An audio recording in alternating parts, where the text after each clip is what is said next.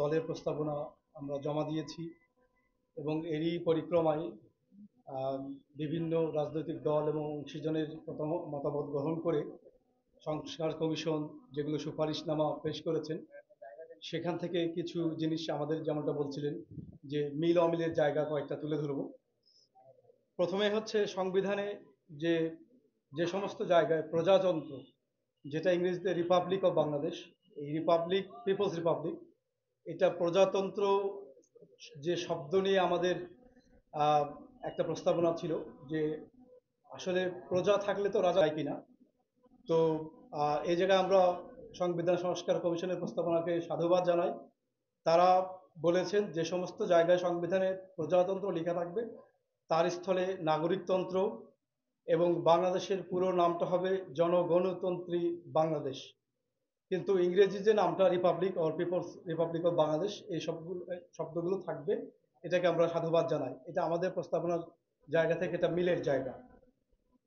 এরপরে নাগরিকতন্ত্রের রাষ্ট্রভাষা হবে বাংলা, এবং বাংলাদেশে যেসব নৃতাত্ত্বিক জনগোষ্ঠী আছেন যারা, তাদের নিজস্ব ভাষা, তাদের স্বকীয়তা বজায় রাখার জন্য আমরা প্রস্তাবনা তুলে ধরেছিলাম, এবং সেটিও এই সুপারিশনামায় প্রতিফলিত হয়েছে। আমরা সেটিকেও সাধুবাদ জানাই। আমাদের তৃতীয় যেটা, এটিও আমাদের প্রস্তাবনারই সাথে মিল আছে, সেটা হচ্ছে যে সংবিধানের মধ্যে যে সেকুলারিজম, সোশ্যালিজম, ক্যাপিটালিজম, ধর্মনিরপেক্ষতাবাদ যেগুলো ছিল, এগুলো জায়গা আমরা সাম্য, মানবিক মর্যাদা এবং সামাজিক সুবিচারের ভিত্তিতে যে আমাদের স্বাধীনতার ঘোষণাপত্রের যে 3 মূলনীতি ছিল, এগুলোকে সন্নিবেশিত করা যায় কিনা এই মর্মে আমরা প্রস্তাবনা দিয়েছিলাম। সেটিও এই সংস্কার কমিশনের প্রস্তাবে প্রতিফলিত হয়েছে। সংস্কার কমিশন প্রস্তাব করেছে যে সাম্য, মানবিক মর্যাদা, সামাজিক সুবিচার, বহুত্ববাদ এবং গণতন্ত্রকে অন্তর্ভুক্ত করা হোক।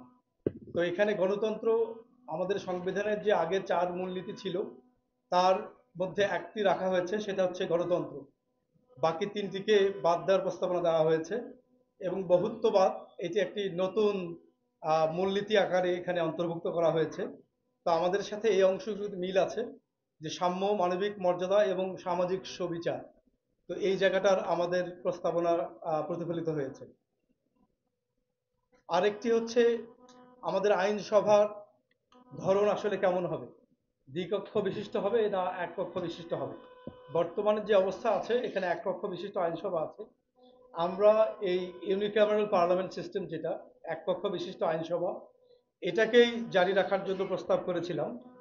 তবে আমরা যেটা বলেছিলাম যে সংরক্ষিত যে আসন আছে 50টি নারীদের জন্য, সেই আসনটাকে 100-তে উন্নীত করা, তবে সেটা নারীদের জন্য একচ্ছত্রভাবে এই তাদের জন্যই শুধু রিজার্ভ রাখা এরকম না। আমরা বলেছিলাম যে আপনার যে সমানুপাতিক হারে, যে আনুপাতিক হার, যেটা পিআর সিস্টেম, যে প্রপোর্শনাল রিপ্রেজেন্টেশন সিস্টেম, এই অনুসারে 300 সিট তো থাকবেই যারা সরাসরি ভোটে নির্বাচিত হবেন।